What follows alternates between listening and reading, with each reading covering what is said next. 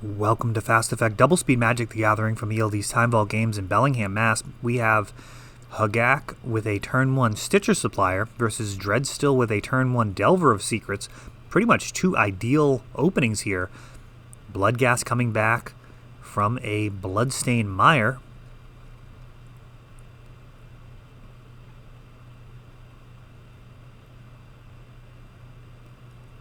Had the names wrong as well as the deck list, so got a new overlay there at the top. Careful Study.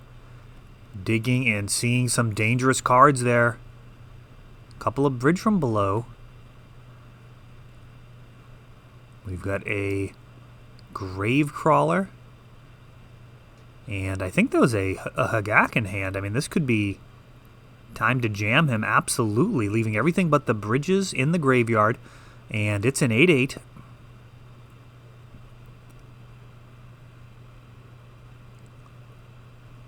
Daze is going to counter him. Delver flips.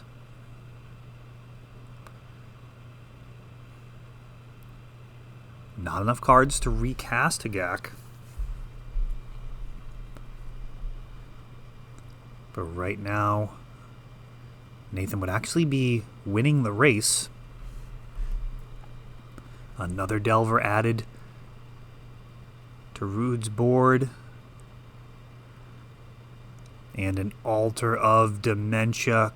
That is a massive power play here. Going to get 2 zombies and some cards into the graveyard.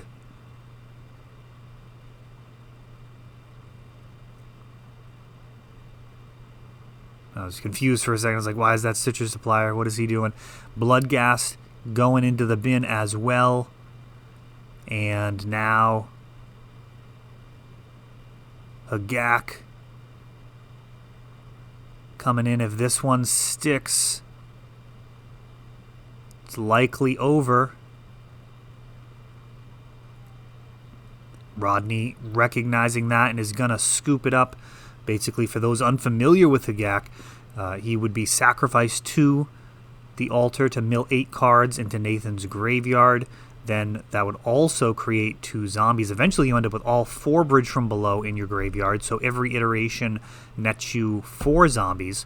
And once you end up with multiple Hogaaks, you can actually cast one to put the other one, cast one from the graveyard, tapping the one in play to bring him in, get even more zombies, and eventually you can just mill out your opponent with all of your zombies. So, you generate, 100 power worth of zombies and sacrifice 50 of them, and that's going to mill out your opponent. We'll see what this sideboarding looks like.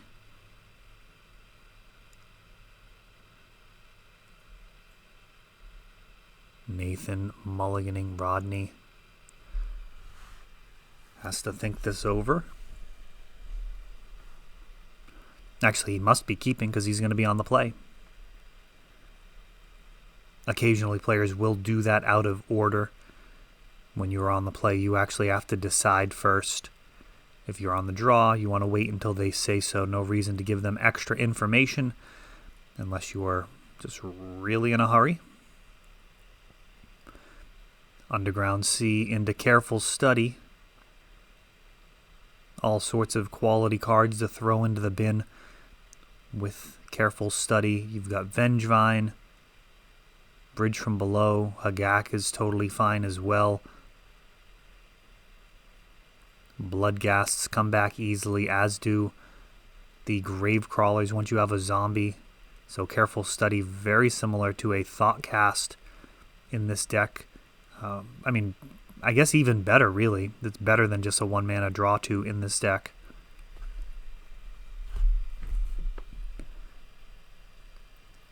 The Spell Pierce on Careful Study. Now the Stitcher Supplier.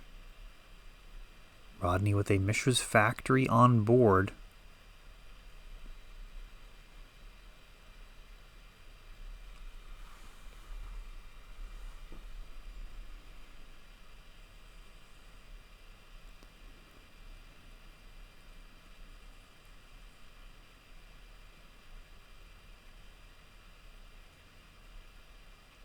Stitcher Supplier being mulled over here, and he will force of will it. Pitching a divert. Another Mishra's Factory, and then pumping it to 3 damage.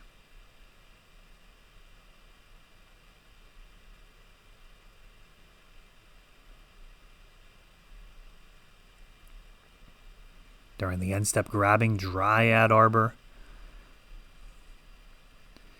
Dryad Arbor doesn't technically come into play tapped. However, you really want to just remember you can't tap it for mana the turn it comes out.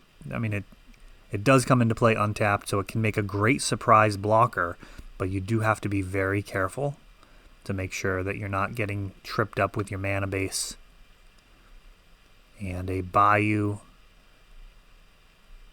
allows for Altar of Dementia.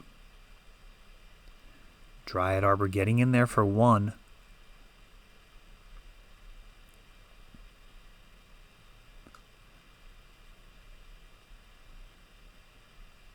Three more damage coming across.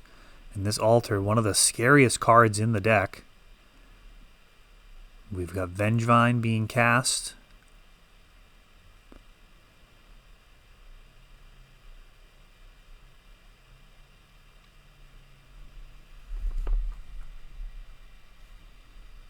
Now, Vengevine's kind of a damned if you do, damned if you don't situation. If he comes down as a 4/3, he's going to be able to block and then be sacrificed to mill. If you counter it, it's so easy to bring him back.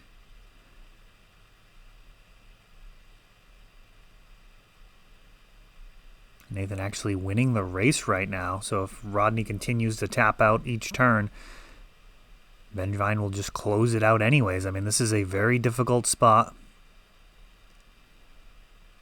Luckily, a single factory can hold off the Vengevine, or at least trade with it. In all likelihood, Nathan would take that opportunity to sacrifice it to mill. We see Cabal Therapy in hand. Another 1 casting cost creature would be incredible. This would allow Nathan to cast Vengevine, sacrifice them both, and then cast that one, get them both back. I mean, that would pretty much wrap the game up.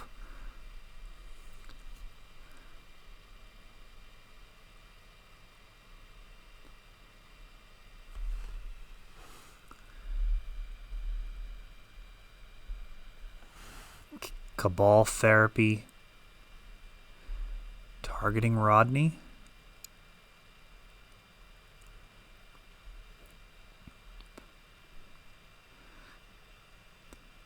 Now Root is leaving up Divert as we see in Exile, but that will not do any good here.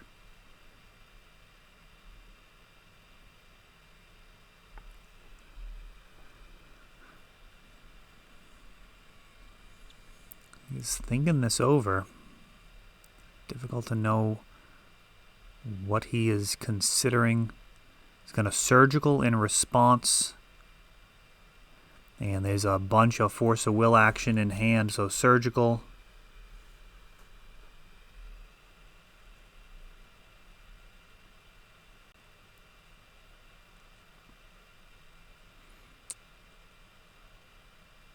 Oh, I may have misinterpreted that.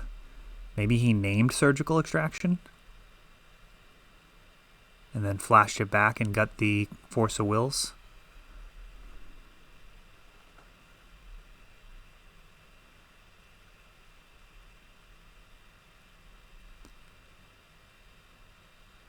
This second Vengevine, just sometimes good enough at 4 mana. Hasty creature. Now, Rodney could sacrifice his mana base to trade here.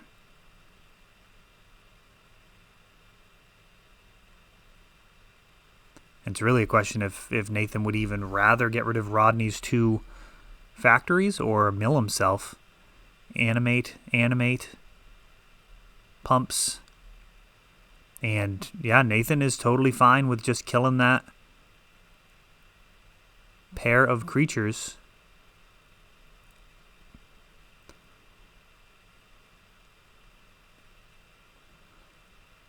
Not a ton of good would come from milling. Now Hedron Crab. Another Hedron Crab. That brings back both Vengevines.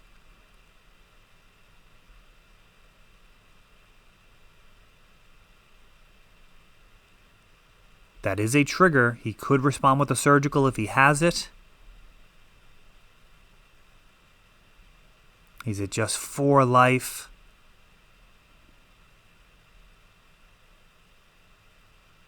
Those Hedron Crabs, even when they don't have a land to go along with them. So dangerous in a deck like this. These 1-drops allowing you to recur your Vengevines so tenaciously. We've got a Stifle on one of them, and the other Vengevine crosses the finish line for Nathan, winning the game and moving on to the finals. That is all for this one, but don't worry, there is a lot more. You can check out our older videos, and we're always putting out new videos from ELD's Time Vault games in Bellingham, Massachusetts. If you want to help the channel, of course, you can like, subscribe, share, tap that notification bell so you can know the next time our new videos come out. Thanks for watching.